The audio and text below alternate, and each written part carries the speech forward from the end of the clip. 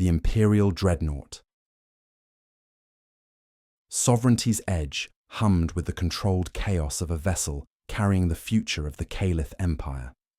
Thomas Reeves pushed his cleaning cart through corridors lined with warriors whose scaled hides shimmered in hues of deep crimson and gold, each one capable of tearing through reinforced steel with their bare claws. He'd been hired 3 months ago when the Caliph delegation had visited Earth Station Gamma, looking for someone to maintain their ship during the long diplomatic tour through neutral territories. The pay was astronomical by human standards, and Thomas had debts that wouldn't pay themselves. He kept his head down, his worn grey jumpsuit a stark contrast to the ornate armour and flowing robes that swept past him. The Caliph barely acknowledged his existence, which suited him fine. He'd learned early in his 5 years of custodial work across various stations that invisibility was a janitor's greatest asset. Clean efficiently, stay quiet, don't ask questions. Simple rules that had kept him employed and alive in some of the rougher corners of known space. The cart's wheels squeaked as he turned into the residential wing, reserved for the imperial family and their closest advisors. Security drones scanned him automatically, cross-referencing his biosignature against approved personnel. Green lights flickered. He'd been cleared to access these areas only after extensive background checks and a rather uncomfortable biological scan that had confirmed humans posed minimal physical threat to Caliph physiology.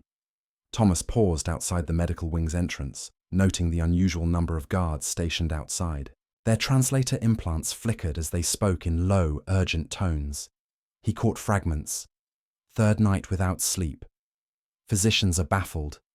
Young prince refuses all sedatives. He moved past them, entering the adjacent corridor that housed the quarters he was scheduled to service. The delegation had been aboard for 6 weeks now, and Thomas had developed a routine. The Caliph were meticulous, almost obsessively clean by nature, which made his job easier in some ways. Less garbage, fewer stains. But they shed scales during their monthly molting cycles, and those had to be carefully collected and disposed of according to strict cultural protocols.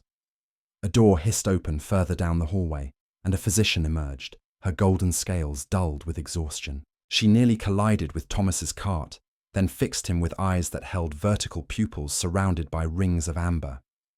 "Human," she said. The word filtered through her translator with barely concealed disdain. "Clear this corridor. The young prince requires absolute quiet." Thomas nodded, beginning to turn his cart around. Then he heard it, a sound so unexpected it froze him in place. A child's cry, thin and exhausted, coming from the room the physician had just exited. It wasn't the alien quality of the sound that struck him. It was the pure, universal note of a child in distress. The physician's scales rippled with what Thomas had learned to recognize as frustration.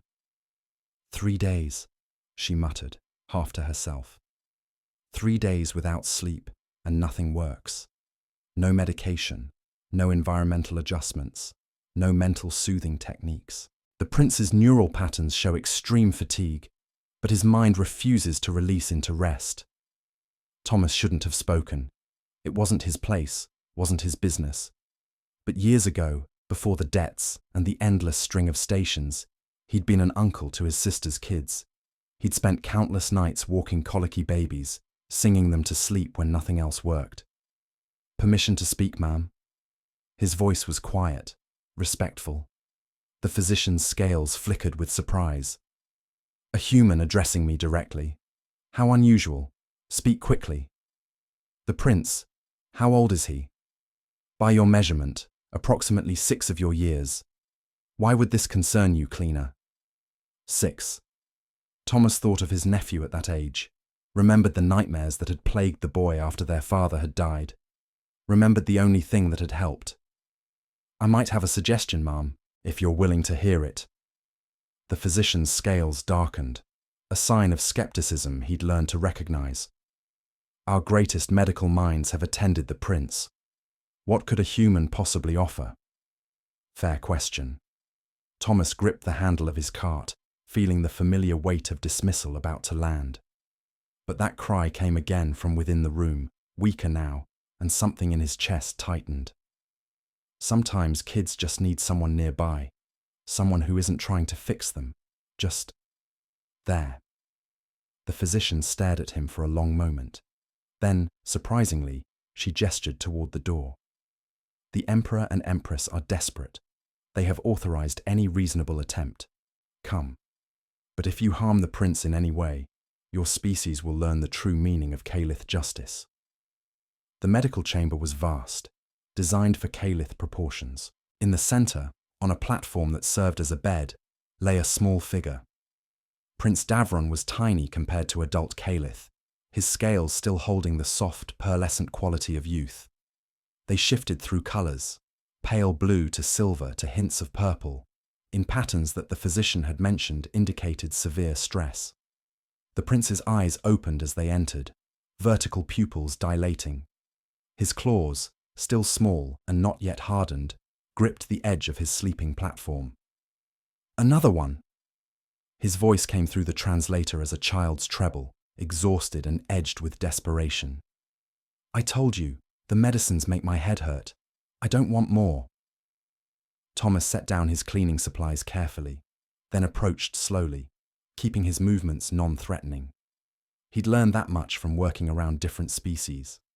Quick movements meant danger in most cultures. No medicine, he said quietly. I'm just the janitor, came to make sure the room's clean. The prince's scales flickered with confusion.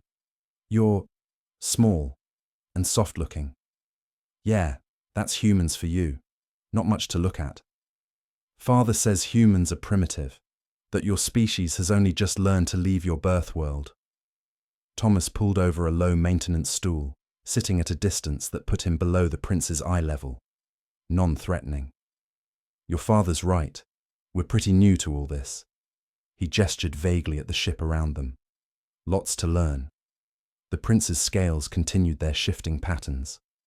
Why are you here? Physicians say I must sleep, that it's crucial for my development. But I can't. His voice cracked slightly. Every time I close my eyes, I see the darkness. I hear the silence. It's too much. Too empty. Thomas recognized that fear. He'd felt it himself after his parents had died. That terror of closing your eyes and facing the absence of something, someone who should be there. What if someone stayed, just sat here, did some quiet work? Would that help? The physicians won't stay. They have other duties. Mother and father are negotiating treaties. They cannot. The prince's voice caught. They cannot spend every night watching me fail to sleep. I'm not a physician, Thomas said, and my duties are pretty flexible. I could stay, work on some repair orders, maybe hum a bit while I work. I do that sometimes. Helps me focus. The prince's scales stilled slightly, settling into a pattern of cautious interest. Hum? Songs, melodies. My sister used to sing them to her kids. I don't know this word. Sing. Thomas felt a flash of surprise. Right. Different species, different methods of communication. He cleared his throat, then hummed softly. An old lullaby his mother had taught him, one he'd later used with his nephews. The melody was simple, designed to soothe. The prince's scales shifted to shades of deep blue and silver, a pattern Thomas didn't recognize. The young Caliph's eyes widened. What? What is that sound? It's coming from you. Humming. Humans do it. Kind of like talking, but with music instead of words. Music. The prince tested the word. I've heard of this. Father mentioned that some primitive species use patterned vibrations for emotional communication. But I've never... It's... His scales began to shift more slowly, the stress patterns easing. Do it again. Thomas hummed another verse, then another. He pulled out his datapad, ostensibly to review work orders, but really to give himself something to do with his hands. The prince watched him, those alien eyes tracking every movement. You may continue with your humming, the prince said after a moment. While you work. Thomas nodded, biting back a smile. He'd been dismissed by royalty before, though usually more rudely. He returned to his humming, letting the melody fill the quiet spaces between them. Minutes passed, then an hour. The prince's eyelids began to droop, his scales settling into patterns of deep purple and blue that Thomas hoped meant relaxation. But each time the young Caliph seemed close to sleep, his eyes would snap open, scales flaring with alarm. "Still here," Thomas said quietly, not looking up from his pad. "Just working, just humming." The prince's scales settled again. The sound, it fills the quiet. That's the idea. Another hour. Thomas's throat was getting dry, but he kept humming, switching between the handful of lullabies he remembered. Old Earth songs, passed down through generations, now being sung in an alien prince's quarters aboard an imperial dreadnought. Life was strange. The prince's breathing had changed, deepening. His scales had locked into a solid pattern of deep blue, and his eyes had finally stayed closed for more than a few minutes. Thomas risked a glance. The young Caliph was asleep, truly asleep, one small claw still gripping the edge of his platform. Thomas kept humming, kept working, even as his back protested the uncomfortable stool. He'd give it another hour, make sure the sleep held. Then he'd slip out, get back to his scheduled duties, and this would just be a strange footnote in his employment. The door opened silently. The physician stood there, her scales flickering with astonishment. She stared at the sleeping prince, then at Thomas, then back at the prince. "Impossible," she whispered. 3 days of failure, and a human janitor succeeds in less than 3 hours. Thomas held a finger to his lips, the universal gesture for quiet. The physician's scales rippled. Offense, he thought, at being shushed by someone so far beneath her station. But she stayed silent, watching as Thomas gradually reduced his humming to barely audible, then to nothing at all. The prince slept on. Thomas stood carefully, gathering his supplies with practiced quiet. The physician followed him into the corridor, where guards immediately straightened at the sight of her. "Report this to the Emperor and Empress immediately," she told them. "The prince sleeps, truly sleeps." She turned to Thomas, her scales shifting through patterns he couldn't interpret. "Human, you will return tomorrow night, and the night after, for as long as the prince requires." It wasn't a request. Thomas nodded. "Understood, ma'am. Your compensation will be adjusted accordingly. And human." Her vertical pupils fixed on him. "The imperial family does not forget debts. You have done what our finest medical minds could not. This will be remembered." Thomas wheeled his cart away, processing what had just happened. He'd soothed an alien prince to sleep by humming old Earth lullabies. The absurdity of it almost made him laugh. Almost. Because the look in that physician's eyes had been deadly serious. Word spread through the ship faster than Thomas had anticipated. By the next morning, his supervisor, a gruff Caliph with dark bronze scales named Cawthon, had summoned him to the administrative offices. "Reeves," Cawthon's translator rendered his growl into something almost comprehensible. "Explain to me why the Emperor's personal physician has requested you be reassigned exclusively to the royal family's wing." Thomas stood at parade rest, an old habit from his brief stint in Earth's defense forces, before an injury had ended that career. "I helped the prince sleep, sir. They've asked me to continue." Cawthon's scales rippled with what might have been amusement. "You, a human, succeeded where our physicians failed." He leaned back in his chair, which groaned under his weight. "I've worked with humans before. Knew a few during the border conflicts. Scrappy species. Unpredictable, but effective when properly motivated." He tapped a claw against his desk. "Your new assignment comes with new compensation.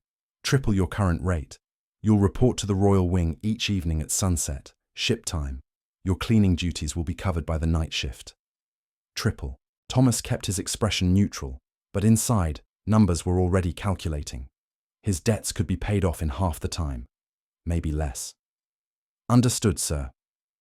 One more thing, Reeves. The royal family is the heart of our empire. The prince's well-being is a matter of imperial security. You will be watched.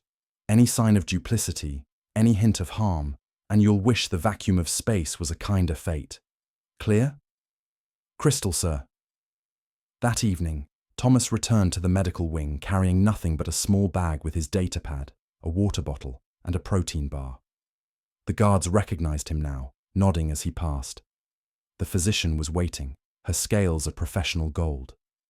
"The prince has been asking for you since he woke," she said, leading him through the corridor. "He calls you the Hummer. I've explained your actual designation, but he seems to prefer his own title." The medical chamber had been rearranged. Someone had added a proper chair near the prince's platform, along with a small table for Thomas's things. Prince Davron was sitting up, his scales bright with what Thomas was learning to recognize as excitement. "You came back!" The prince's voice held genuine pleasure. "Physician Carroll said you would, but I wasn't certain. Father says humans are unreliable." Thomas set down his bag, taking his seat. "Well, I'm here, same as yesterday. Will you make the humming sounds again? The music?" "That's the plan. I've got some work to review, and I usually hum while I work anyway. Helps me think." The prince settled back onto his platform, scales shifting to more relaxed patterns. "Tell me about humming, about music. We don't have this in Caliph culture. We communicate through scale patterns and pheromones, but creating sound patterns for emotional effect." He trailed off, considering. "It's fascinating. Primitive, but fascinating." Thomas bit back his first response, reminding himself this was a 6-year-old speaking with the casual prejudices absorbed from his culture. Instead, he pulled out his data pad and began humming the same lullaby from the night before. The prince's eyes tracked him, watching with intense focus. "Different species develop different technologies," Thomas said between verses. "Humans use sound a lot. Music, spoken language, even the way we move can create rhythm. It's just how we evolved. But what purpose does it serve, beyond soothing younglings?" Thomas considered the question. Communication, entertainment, cultural preservation. Humans pass down stories and history through songs. We celebrate with music, mourn with music. It's woven into pretty much everything we do. The prince's scales flickered with thought. "And these particular sounds you make, these lullabies, they're designed for sleep." "Originally for children. My mother sang them to me. I sang them to my nephews." "You have offspring?" "No, but my sister does. Did." Thomas kept his voice steady. "They live on Earth now. Haven't seen them in a while." The prince was quiet for a moment, then curled on his side, tucking his small claws beneath his chin. "I miss my siblings. They're studying at the Imperial Academy on our homeworld. I won't see them for another standard year." There it was, the loneliness that probably fed the insomnia. Thomas hummed a little louder, filling the space with sound. The prince's breathing gradually evened out, though Thomas could tell he was still awake, still listening. "What do the sounds mean?" the prince asked quietly. "The melody you're making." "This one's called Stars Above You. It's about being watched over, even when you're alone. About how the universe is vast, but you're not forgotten in it." The prince's scales shimmered. That's a comforting concept. It's supposed to be." Over the next hour, Thomas cycled through his limited repertoire of lullabies, occasionally interspersing them with other songs his mother had taught him. Folk songs from old Earth, melodies that had survived wars and migrations, and the leap to the stars. The prince listened, asked occasional questions, and gradually, inevitably, fell asleep. Thomas kept humming for another 30 minutes, making sure the sleep had settled deep. Then he switched to silent work, reviewing maintenance reports and responding to messages from his supervisor. The prince slept peacefully, scales locked in restful blue patterns. The pattern continued for a week. Each evening, Thomas arrived at sunset. Each evening, he hummed the prince to sleep. And each evening, the young Caliph seemed a little more relaxed, a little more willing to trust the process. On the 8th night, things changed.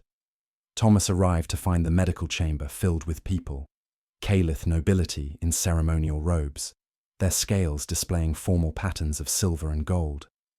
At the center stood 2 figures who could only be the emperor and empress, their scales magnificent in shades of deep purple and crimson respectively, marked with patterns that denoted the highest rank. Thomas froze in the doorway, suddenly aware of how out of place he was. His cleaning uniform had been replaced with something slightly more presentable at Cawthon's insistence, but he was still just a janitor standing before the rulers of an interstellar empire. Prince Davron was perched on his platform, looking small and anxious amid all the formal attention. His scales were shifting rapidly through stress patterns. The Emperor turned, and Thomas found himself under the scrutiny of eyes that had commanded armadas and shaped the politics of dozens of worlds. The silence stretched. Then the Emperor spoke, his voice deep and resonant even through the translator. "You are the human called Thomas Reeves." It wasn't a question, but Thomas answered anyway. "Yes, Your Imperial Majesty. My son speaks of you constantly, the hummer, the one who fills the silence with primitive sound patterns that somehow accomplish what our most advanced medicine cannot." The Emperor's scales shifted to a pattern Thomas didn't recognize. Approach. Thomas walked forward on legs that felt disconnected from his body. He stopped at what he hoped was a respectful distance, keeping his eyes lowered. "Look at me, human." Thomas raised his gaze. The Emperor was studying him with an intensity that felt like being dissected. "My son has not slept properly in 3 weeks. The physicians traced it to separation anxiety. He has never been apart from his siblings for such an extended period. We tried everything: medications, environmental modifications, mental conditioning. All failed." The Emperor's claws tapped against his formal robes. "Then you, a custodian, accomplish in hours what our greatest minds could not in days. Explain this." Thomas swallowed. I don't think it's anything special, Your Majesty. Sometimes kids just need someone there. Someone who isn't trying to analyze or fix them. Just presence. And the humming, it gives him something to focus on besides the quiet." "Presence," the Empress spoke for the first time, her voice softer but no less authoritative. Such a simple concept. Yet we, in our sophistication, overlooked it. Her scales shifted to patterns of what might have been regret. "We are grateful, Thomas Reeves. More grateful than you likely comprehend." The Emperor gestured, and an attendant stepped forward carrying a small box. The Caliph Empire rewards those who serve the imperial family with distinction. Within this box is a token. Present it at any Caliph station or embassy, and you will be granted immediate assistance in any legal matter. Thomas accepted the box, its weight surprising. "Thank you, Your Majesty." "There is more." The Emperor's scales shifted to a formal pattern. "My son has requested that you accompany us for the remainder of our diplomatic tour. 6 more months through neutral and allied territories. Your compensation will be increased to reflect this new role. You will be listed as, what is the term, a cultural consultant. 6 months. Away from the stations where his debts were held, where collectors knew where to find him. 6 months of imperial protection and triple, now apparently more, pay. It was almost too good to be true, which made Thomas's instincts scream caution. "May I ask a question, Your Majesty?" The Emperor's scales flickered with surprise. "Speak. What happens after the 6 months, when the tour is done?" "You return to your previous employment, considerably wealthier and bearing a token of imperial favor. Or if you prefer, we can arrange other employment within Caliph space. The choice would be yours." Thomas looked at Prince Davron, who was watching the exchange with wide eyes, his scales betraying hope and anxiety in equal measure. A kid who couldn't sleep because he missed his family, now dependent on a human janitor for basic rest. It was absurd. It was also achingly familiar. Thomas remembered being that kid once, desperate for any anchor in emotional chaos. "I accept, Your Majesty. Thank you." The Empress stepped forward, and Thomas fought the urge to step back. She was nearly 7 feet tall, her scales magnificent up close, each one perfect and gleaming. She placed a clawed hand on his shoulder, gentle despite its obvious power. "You have given us back our son's peace," she said quietly. "That is a debt we take seriously. You will be protected, Thomas Reeves. Anyone who harms you harms the imperial family. Remember this." The formal gathering dispersed shortly after, leaving Thomas alone with the prince once more. Davron's scales had settled into happy patterns of bright silver and blue. "You're staying," the prince said, and it wasn't quite a question, more like he was confirming something too good to risk doubting. "I'm staying," Thomas confirmed, settling into his chair.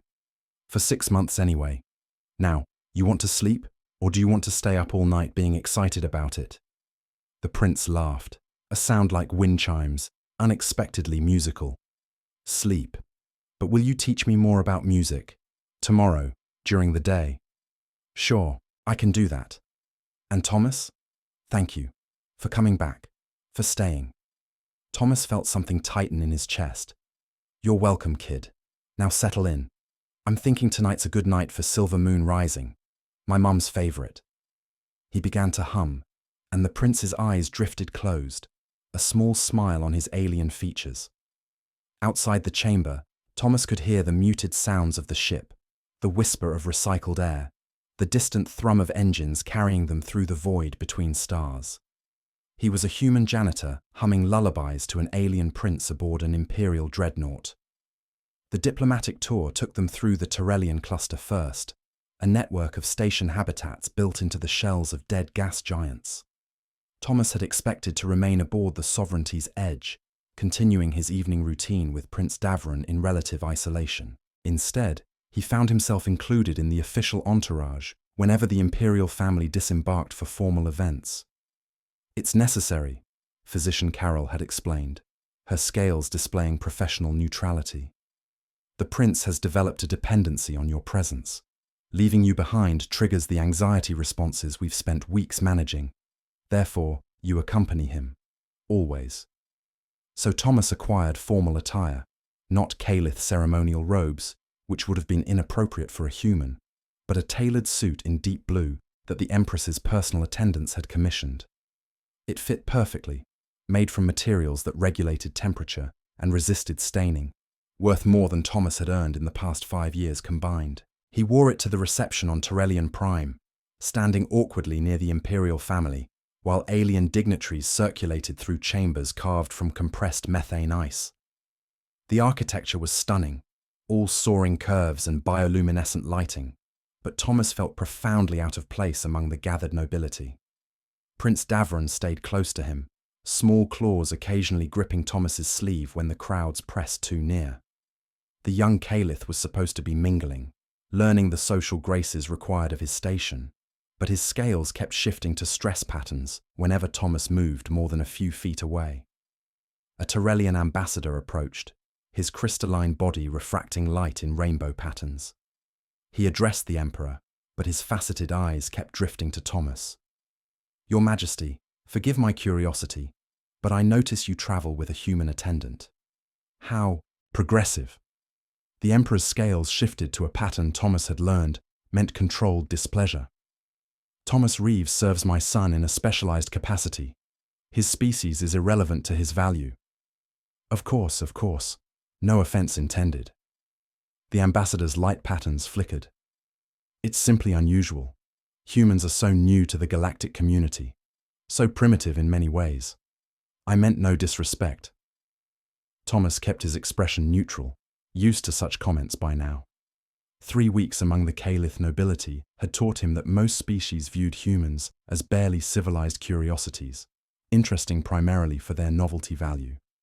Prince Davron's scales, however, flared with indignation. "Thomas isn't primitive. He knows things our physicians don't. He makes music."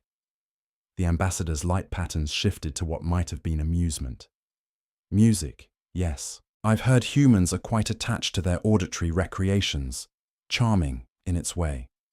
"It's not just recreation," the prince insisted, his young voice taking on the imperious tone of inherited authority.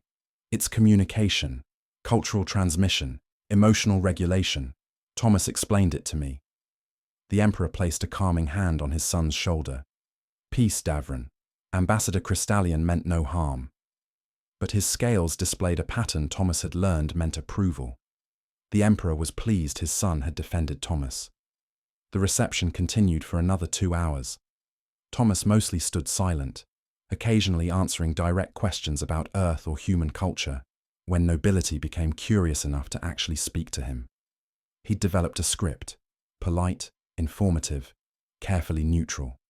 Don't give offense. Don't appear too ignorant. Don't forget you're here because a 6-year-old can't sleep without you. That night, back aboard the Sovereignty's Edge, Prince Davron was wired with excitement rather than exhaustion. Did you see how Ambassador Crystallion's light patterns changed when I defended you? Father says it meant surprise. He didn't expect me to speak up. The prince was pacing his chamber, scales bright with pride. Mother says I did well, that defending those who serve us honorably is an important quality in a leader. Thomas settled into his chair, smiling despite himself. You definitely surprised him. Surprised me too. Why? You're part of the household now. Of course I would defend you. The prince finally stopped pacing, climbing onto his sleeping platform. Will you teach me a new song tonight? Something happy, celebratory. I can do that. Thomas thought for a moment, then began humming Rising Sun, an old earth tune about new beginnings. The prince listened, his scales gradually settling into restful patterns as the melody worked its familiar magic. Halfway through the third verse, the prince spoke again, voice drowsy. Thomas, do all humans make music? Most of us, some better than others. Then your species isn't primitive at all. You've developed something we never did, something that works when our technology fails. A pause. That makes you advanced in a way we're not. Thomas's humming faltered for a beat before he recovered. In all his years working around alien species, no one had ever suggested humans might be advanced at anything. The prince's words, spoken with the simple certainty of a child, struck something deep. Get some sleep, kid, Thomas said softly. Big day tomorrow. Your father's meeting with the Tyrellian Council. Will you be there? If you need me to be. I need you to be. The prince's eyes were already closing. Always. The Tyrellian meetings stretched across 3 days. Thomas attended all of them, sitting in an alcove near the prince, while the emperor negotiated trade agreements and mutual defense pacts. He learned to read the room, to recognize when tensions rose by the way scales shifted, or light patterns changed, or the air filled with pheromones he couldn't consciously detect, but somehow felt anyway. On the third day, during a particularly heated discussion about mining rights in disputed asteroid fields, Prince Davron grew restless. The young Caliph had been remarkably patient, but 6 hours of political debate was testing the limits of any child's endurance. His scales began shifting through agitated patterns. Thomas leaned close, humming so quietly only the prince could hear. An old tune, Steady Waters, meant to calm and center. The prince's scales immediately began to settle, and he leaned against Thomas's side, still listening to the debates, but no longer on the verge of disruption. Several of the Tyrellian councillors noticed. Thomas caught them staring, their crystalline bodies refracting their confusion and curiosity. The emperor noticed too, his scales shifting briefly to a pattern of satisfaction before returning to diplomatic neutrality. After the meeting concluded with agreements signed and alliances affirmed, the empress approached Thomas in the corridor outside the council chambers. You have a gift, she said without preamble. Not just for music, but for reading situations, anticipating needs. I watched you calm my son before his agitation could become disruptive. Thomas bowed his head respectfully. Just doing my job, Your Majesty. Your job is to help him sleep. What you did today went beyond that. Her scales shifted to thoughtful patterns. Tell me, Thomas Reeves, what did you do before cleaning stations? Military service briefly, emergency medical training, then various jobs, whatever paid. And your family? The question caught him off guard. My parents are dead, Your Majesty. I have a sister on Earth, but we haven't spoken in years. Some debts I incurred, some choices I made. They complicated things. The Empress's scales displayed something that might have been understanding. Family is complicated for all species, it seems, but you're good with my son. patient, kind. Those qualities are rarer than you might think, even among my own people. She paused. The Emperor and I have been discussing your future beyond these 6 months. We would like to offer you a permanent position within the household, not as a janitor, but as companion and tutor to Prince Davron. Thomas's mind raced. Permanent employment with the imperial family meant security, protection, resources to pay off every debt, and then some. It also meant leaving behind any hope of returning to Earth, of reconciling with his sister, of having any life that wasn't defined by service to alien royalty. May I have time to consider, Your Majesty? Of course. We won't require an answer until the tour concludes. She studied him with those alien eyes. But know this, you've become important to my son, to my family. We protect our own, Thomas Reeves. If you join us permanently, you would never lack for anything. Your debts would be erased, your future secured. All we ask is that you continue to care for Davron as you have been. That night, Thomas sat in his small quarters aboard the ship, staring at the token the Emperor had given him. A small disc of worked metal inscribed with symbols he couldn't read, representing power and protection he'd never imagined possessing. His communicator chimed, a message from his supervisor back on Earth Station Gamma. The collectors had been asking about him. His debts were coming due, and his absence had made them nervous. They were threatening to seize his few possessions, to blacklist him across human employment networks. Thomas deleted the message. Then he pulled up an old photo on his datapad, the only personal item he'd brought with him. His sister Patricia, her husband, their 2 boys, taken 5 years ago, before everything had fallen apart, before the gambling debts and poor choices and desperate flights from station to station. He'd been running for so long, and now he had a chance to stop, to have security and purpose.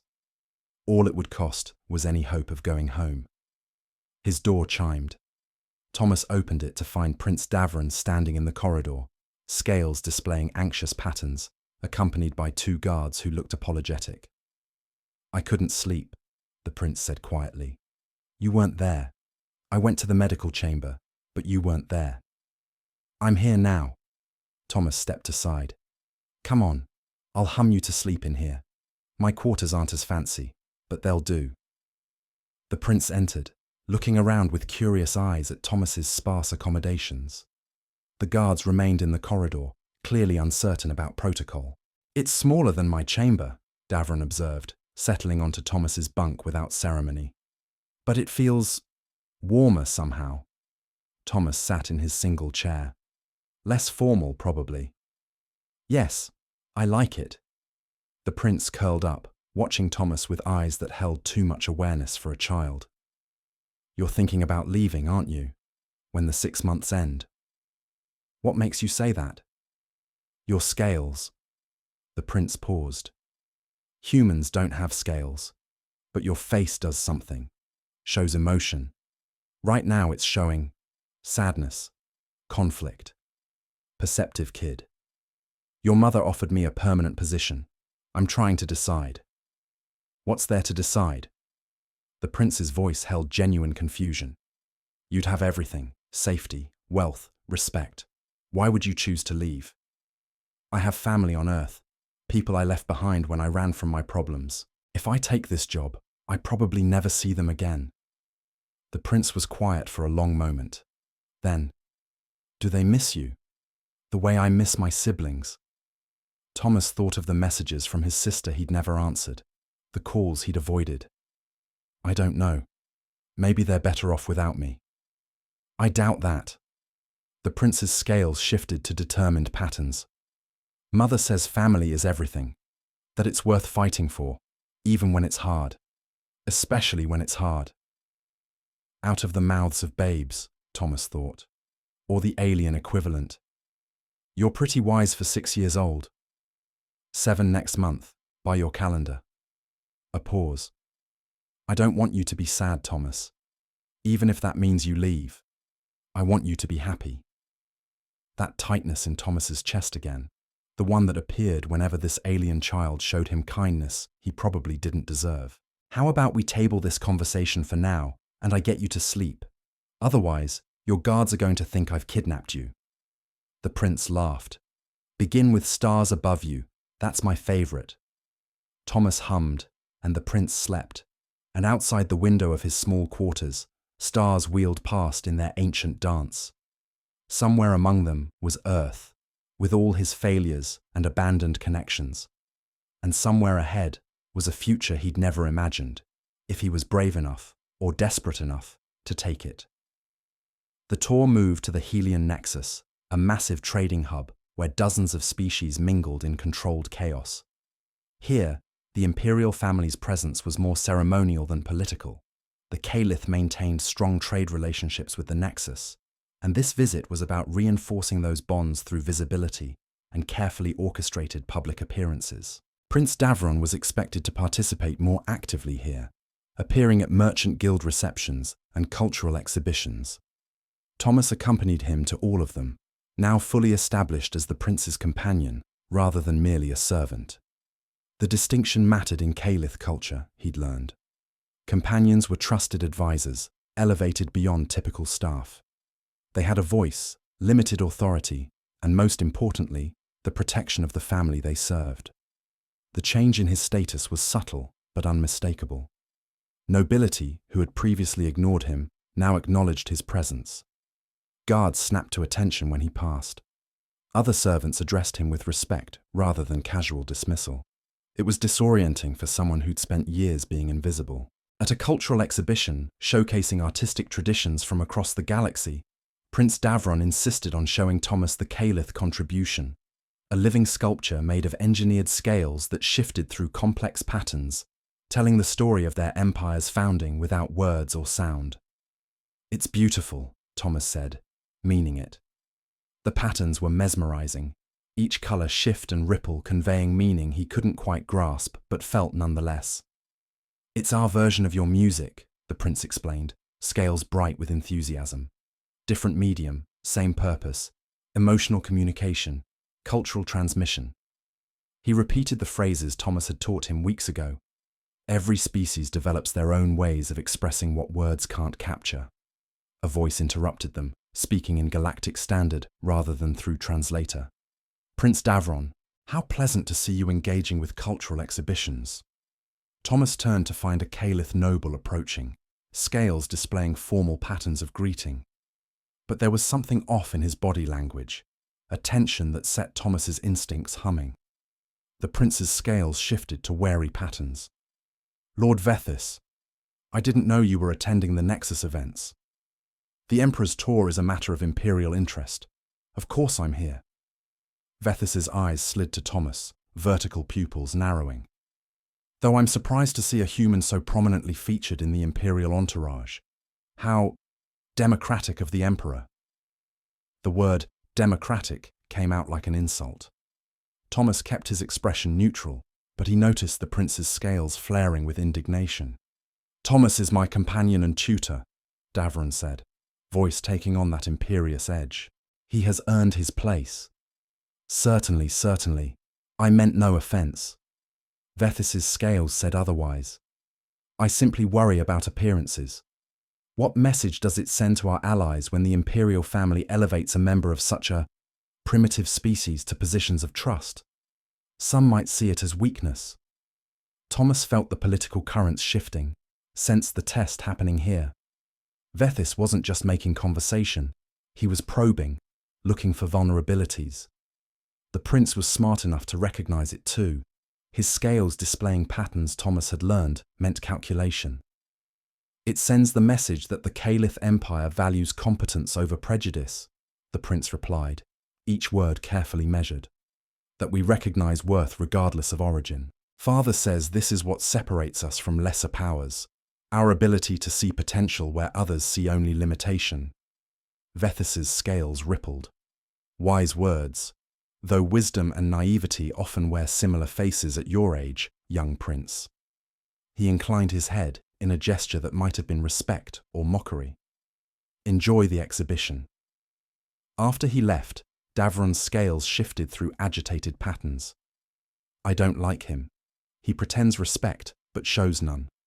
Father says he leads a faction that opposes closer relations with younger species like humans.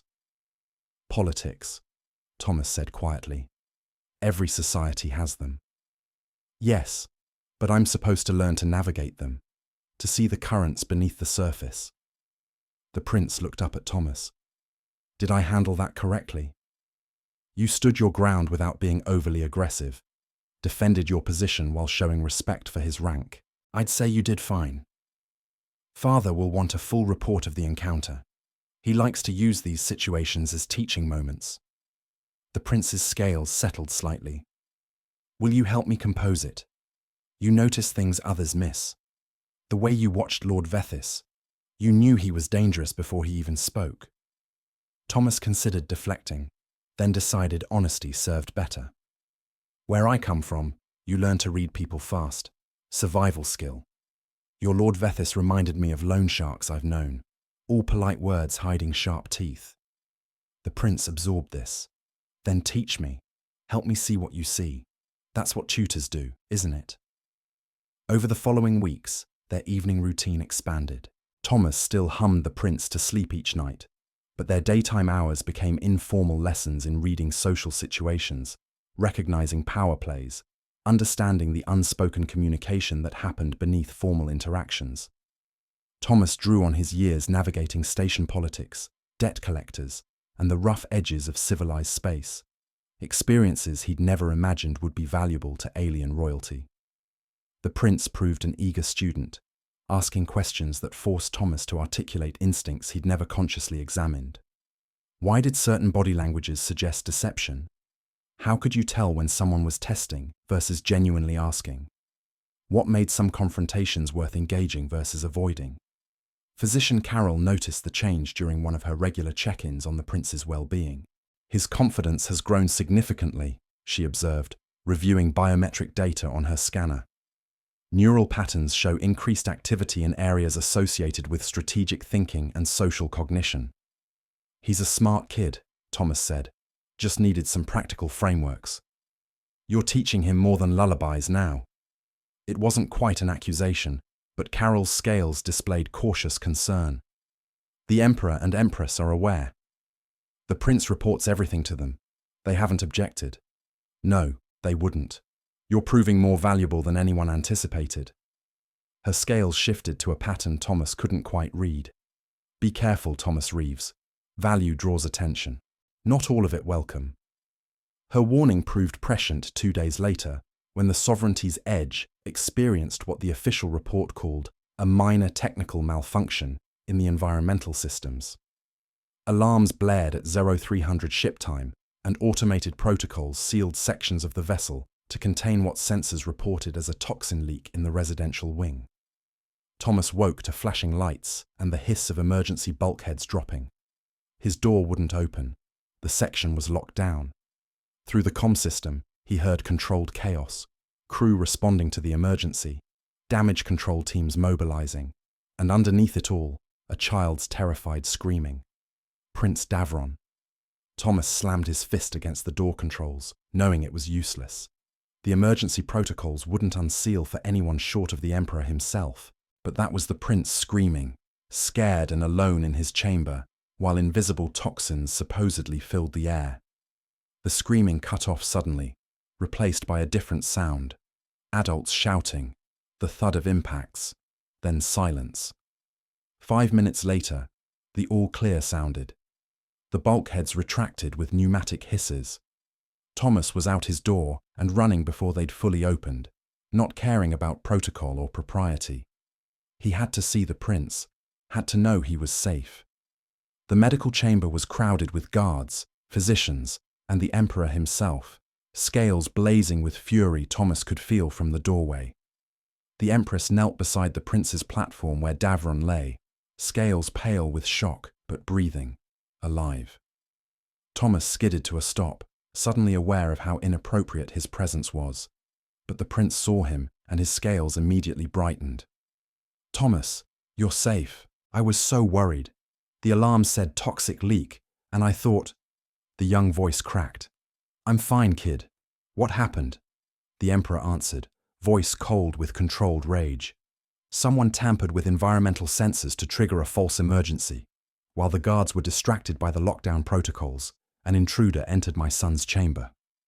He gestured to the floor where, Thomas now noticed, a dark stain marked the polished surface. The intruder didn't account for my son's combat training. Davron may be young, but he is Caliph. He defended himself until guards arrived.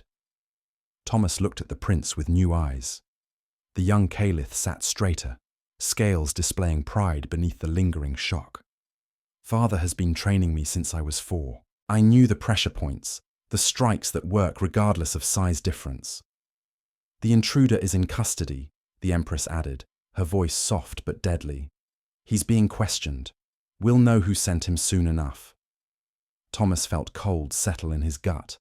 This was attempted assassination of the imperial heir, the kind of thing that started wars. My son asks for you, the Emperor said, turning those intense eyes on Thomas. He wants you to stay tonight, all night, not just until he sleeps. It wasn't really a request, but Thomas nodded anyway. Of course, Your Majesty. The others gradually filed out, leaving enhanced security in the corridor. Thomas pulled his chair close to the prince's platform, close enough that Davron could reach out and touch his arm, confirming he was real and present. I was so scared, the prince admitted once they were alone. Not of the intruder, father's training covered that. But when the alarms went off, all I could think was that you might be hurt, that I'd lose you like I almost lost. He stopped, scales shifting to patterns of old grief. Almost lost who? My youngest sibling. There was an accident at the academy last year. He survived, but only barely. Since then, every alarm, every emergency, I think the worst. The prince's claws gripped Thomas's sleeve.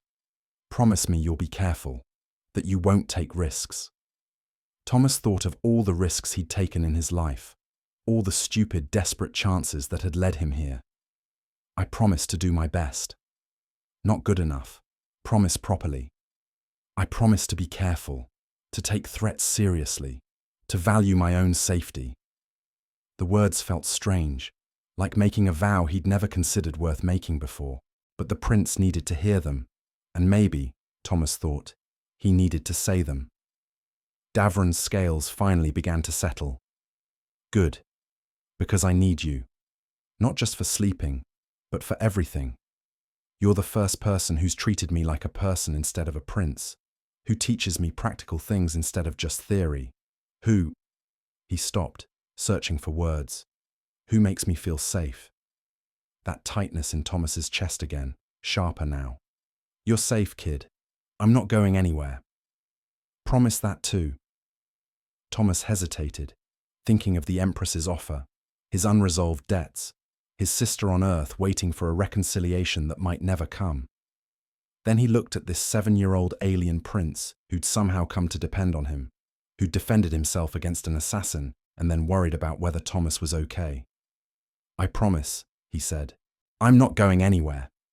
The prince finally relaxed, his small body uncurling from its defensive tension. Will you hum? Something brave, something about standing strong.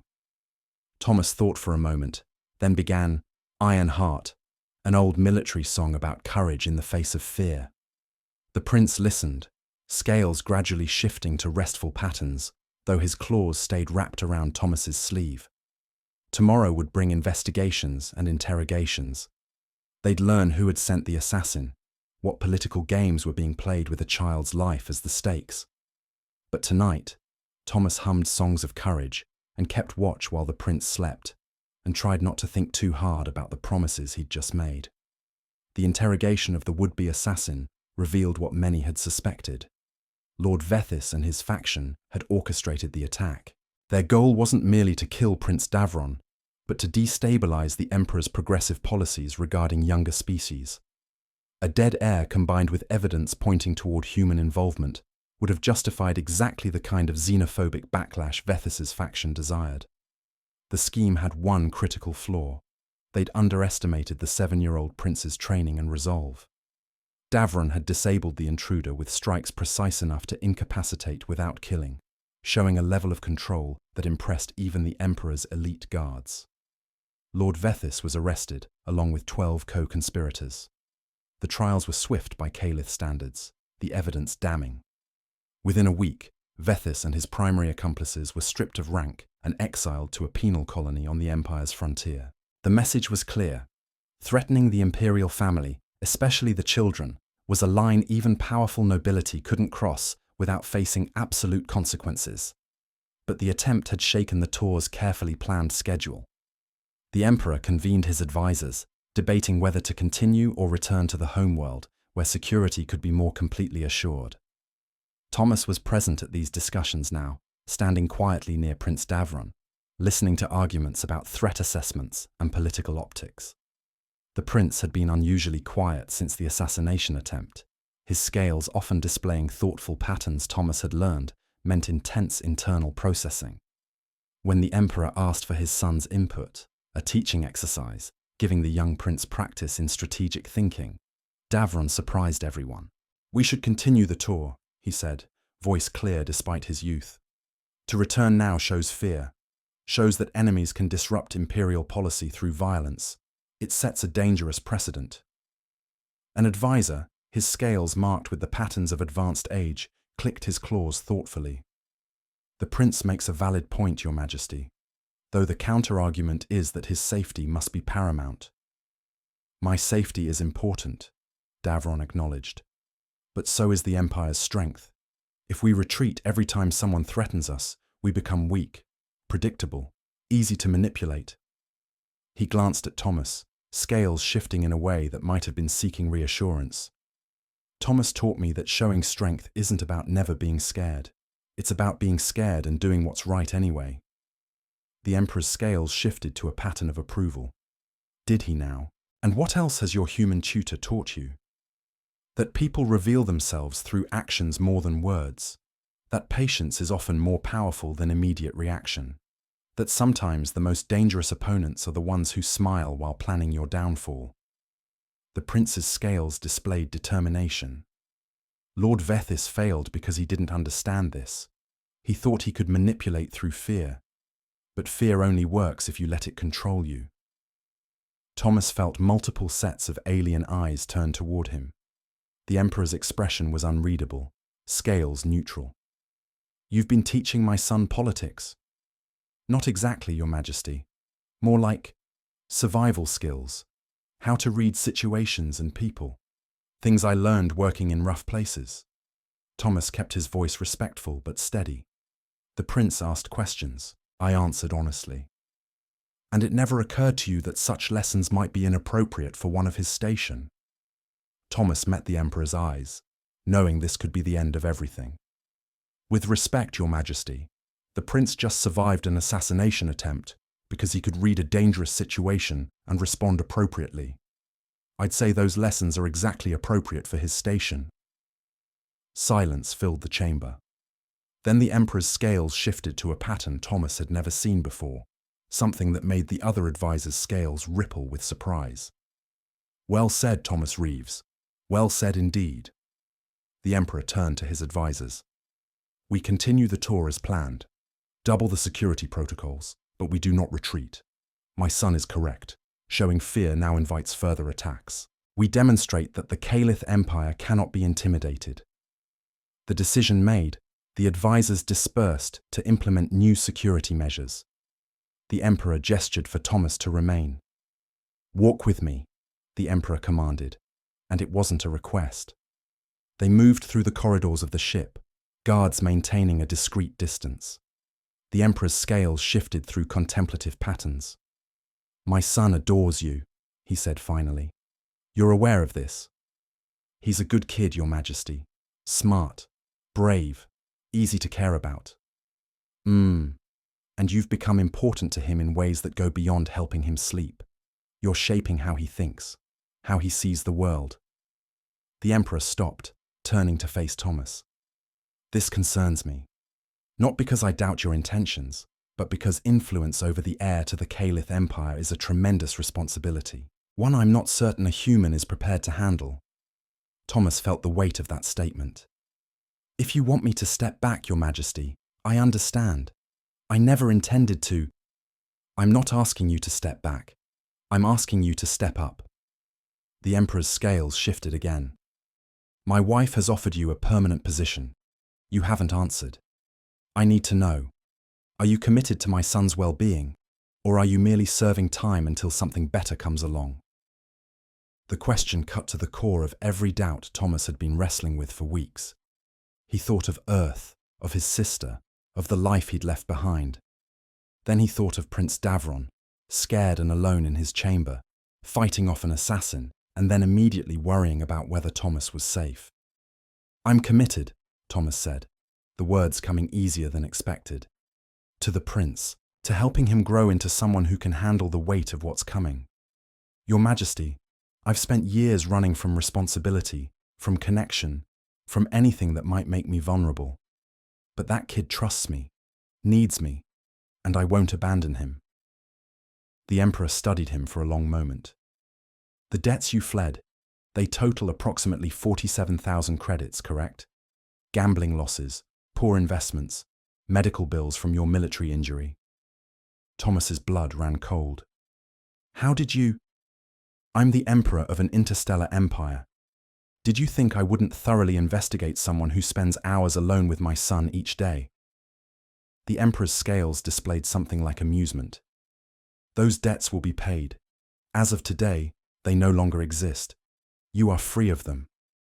Thomas felt the ground shift beneath him. Your Majesty, I can't accept. It's not a gift. It's an investment. You cannot serve my son properly while constantly looking over your shoulder, worried about collectors or legal action. Consider it a signing bonus for your permanent position. The Emperor began walking again. Your official title will be Companion and Cultural Advisor to the Imperial Heir. Your salary will be set at level 7 of the Imperial Service Scale, more than adequate for someone of your new station. You'll have quarters near my son's chambers, security clearance appropriate to your role, and full access to Imperial resources for his education. Thank you, Your Majesty. I don't know what to say. Say yes, formally, to the position and all it entails. Thomas thought of his sister one last time, of the life on Earth he'd never quite managed to build. Then he let it go, releasing the weight of years of failure and regret. Yes, Your Majesty, I accept. The Emperor's scales blazed with satisfaction. Good. Then we have much to discuss regarding my son's education. You've been teaching him to read people and situations, valuable skills, but I want you to expand his understanding of other species, particularly humans. You'll prepare formal lessons on Earth history, culture, the human approach to problem solving. He needs to understand your species if he's to lead an empire that includes them. Humans aren't officially part of the empire, Your Majesty. Not yet, but they will be, eventually. Better my son understands them before political necessity forces alliance. The Emperor paused at an observation window, gazing out at the stars. You intrigue me, Thomas Reeves. You're the first human I've known personally. Your species is young, chaotic, often foolish, but you're also adaptable in ways older species have forgotten how to be. You see possibilities where we see only limitations. It's refreshing. Thomas joined him at the window. We're good at improvising, I'll give us that. Indeed. And improvisation, properly channeled, can change the course of empires. The Emperor turned from the window. Teach my son to improvise, to think beyond the rigid structures of Caliph tradition. Make him better than I am. The responsibility of that request settled on Thomas's shoulders like physical weight.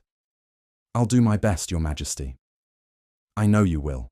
You've already proven you're capable of far more than anyone expected. The Emperor's scales shifted to formal patterns. One more thing. Your sister on Earth, Patricia, isn't it? She'll receive a communication from the Imperial Embassy. Your debts are paid, and you're established in an honored position. She should know this.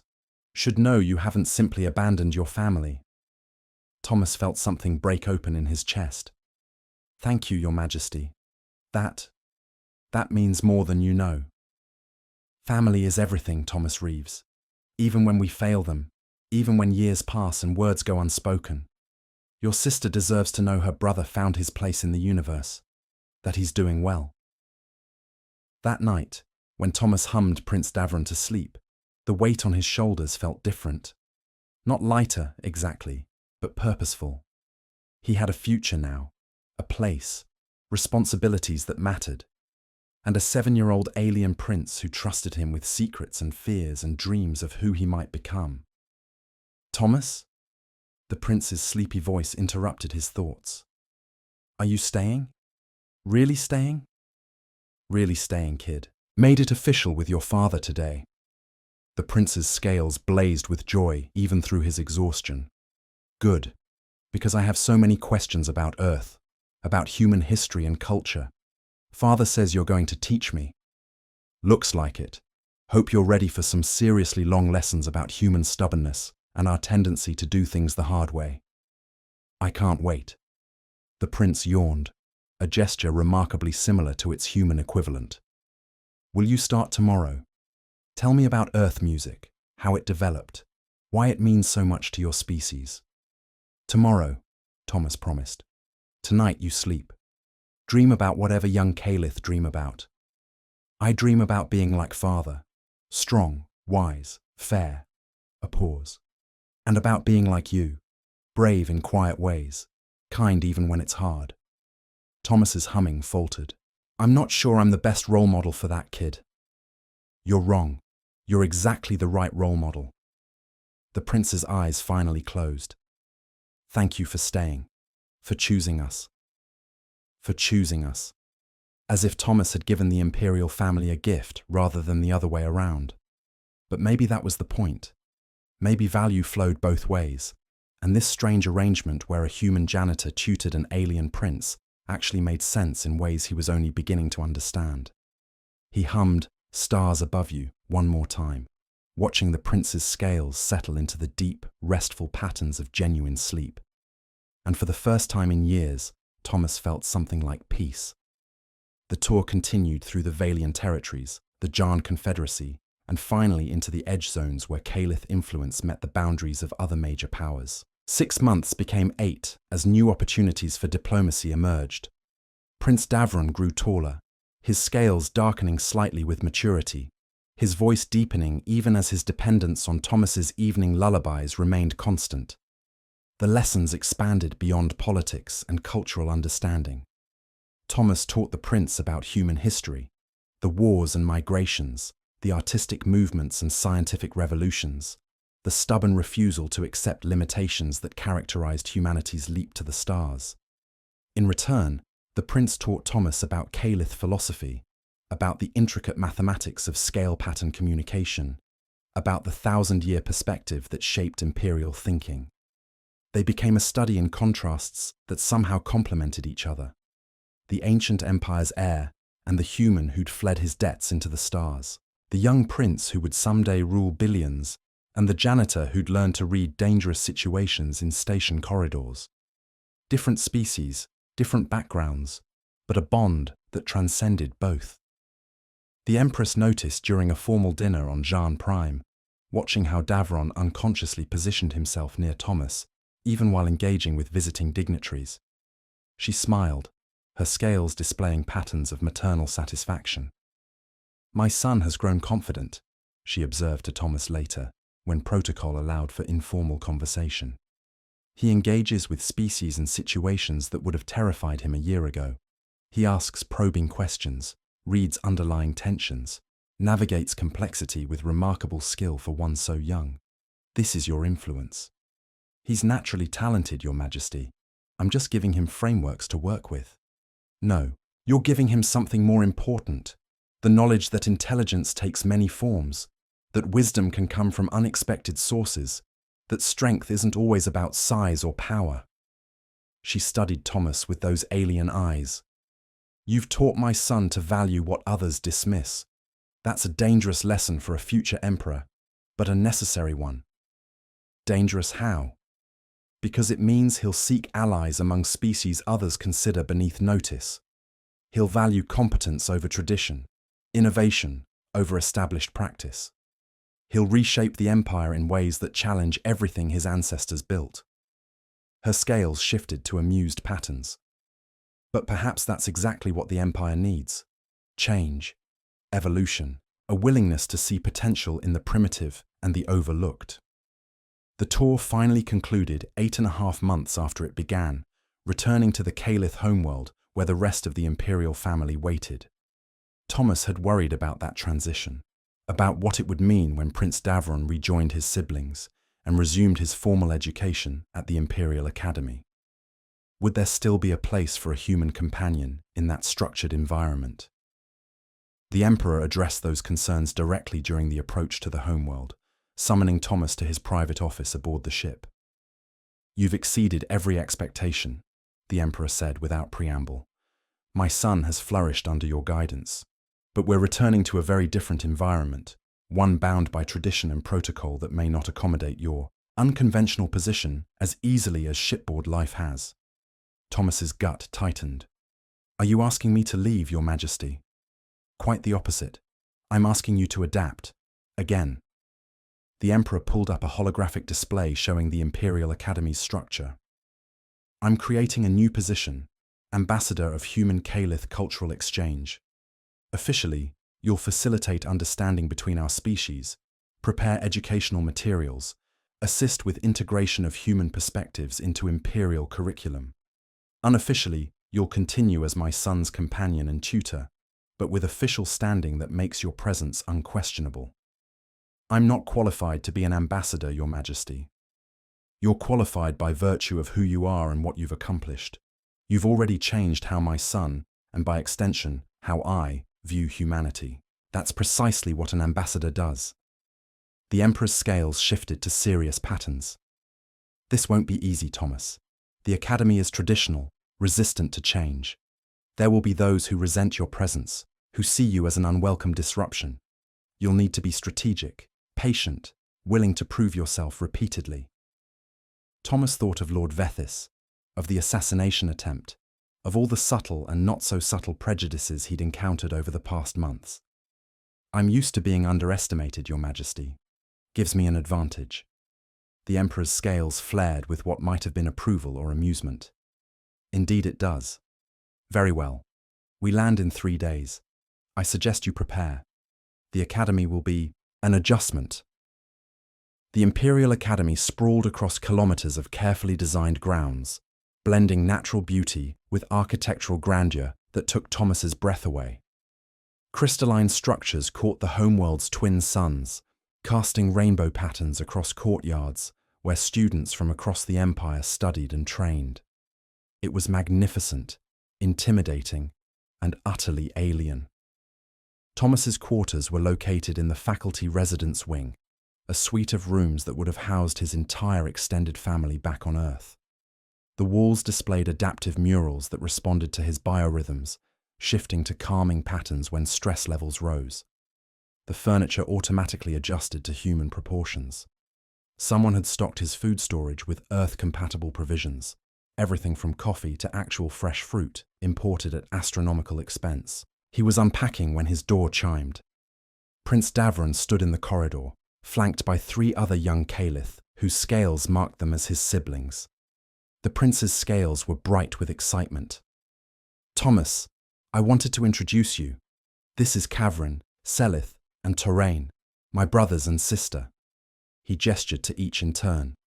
"Everyone, this is Thomas Reeves, my companion and tutor, the one I told you about." The siblings studied Thomas with undisguised curiosity. Kavrin, the eldest at approximately 12 human years, spoke first, his scales displaying formal but genuine interest. "Our brother speaks of you constantly, the human who makes music, who taught him to read situations and people, who saved his life during the assassination attempt." "I didn't save his life," Thomas corrected gently. "Davron saved himself. I just provided support afterward." "He's modest too," Selith observed, her scales shimmering with amusement. "That's unexpected. Most who serve the imperial family eventually become insufferable about their importance." "Selith," Davron hissed, scales flashing with embarrassment. "What? I'm just noting an observation." She turned to Thomas. "Can you really teach our brother things the Academy instructors cannot?" Thomas met her challenging gaze. "I can teach him different things, Not better necessarily, just different. Sometimes a different perspective is valuable. Terrain, the youngest besides Davron, stepped forward with the fearlessness of a child. Can you make music now? We've never heard it. Davron tries to explain, but it makes no sense. Before Thomas could answer, Davron's scales lit up. Yes, Thomas, please, show them what I've been trying to describe. Thomas glanced around the corridor, suddenly aware of how public this was. But the siblings were watching with genuine curiosity, and refusing felt churlish. He cleared his throat and began to hum "Stars Above You," the lullaby that had started everything. The reaction was immediate. All four siblings went still, their scales shifting to patterns of focused attention. Terrain's eyes widened, Selith's scales paled with surprise, and Kavrin leaned forward slightly, as if proximity might help him understand what he was hearing.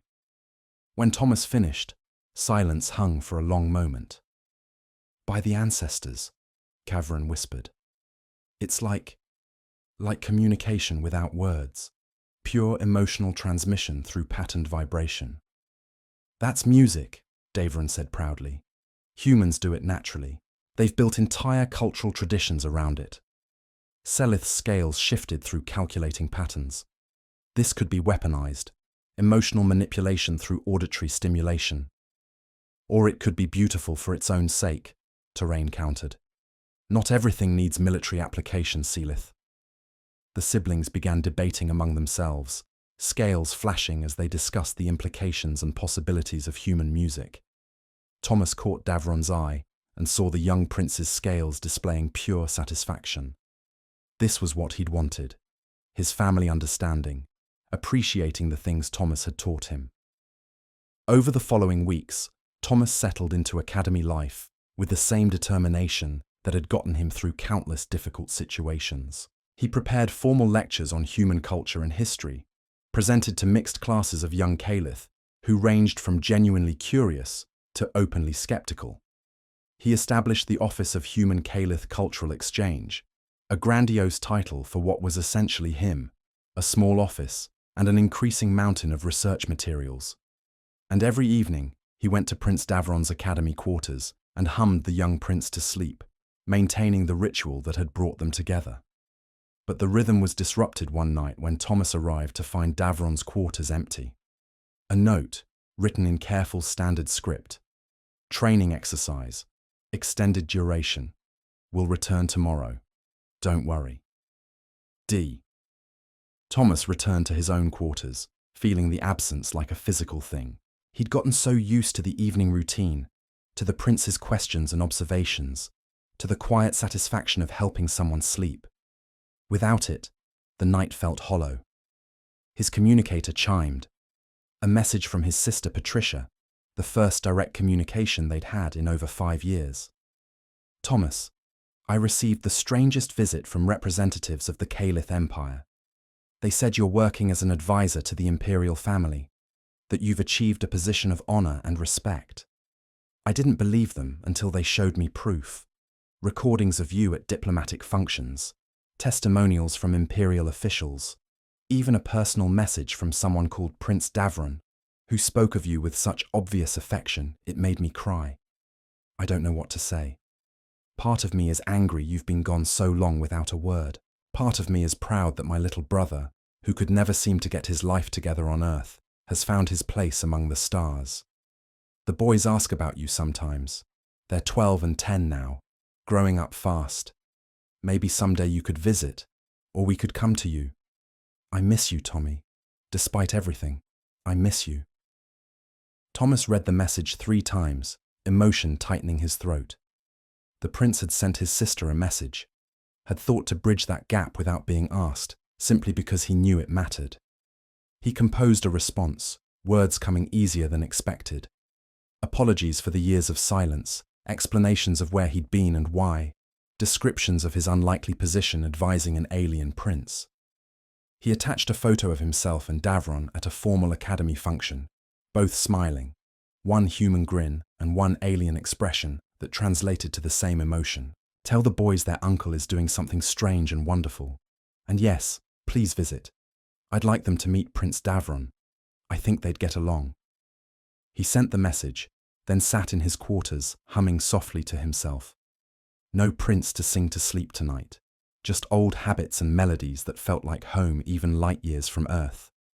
A chime at his door.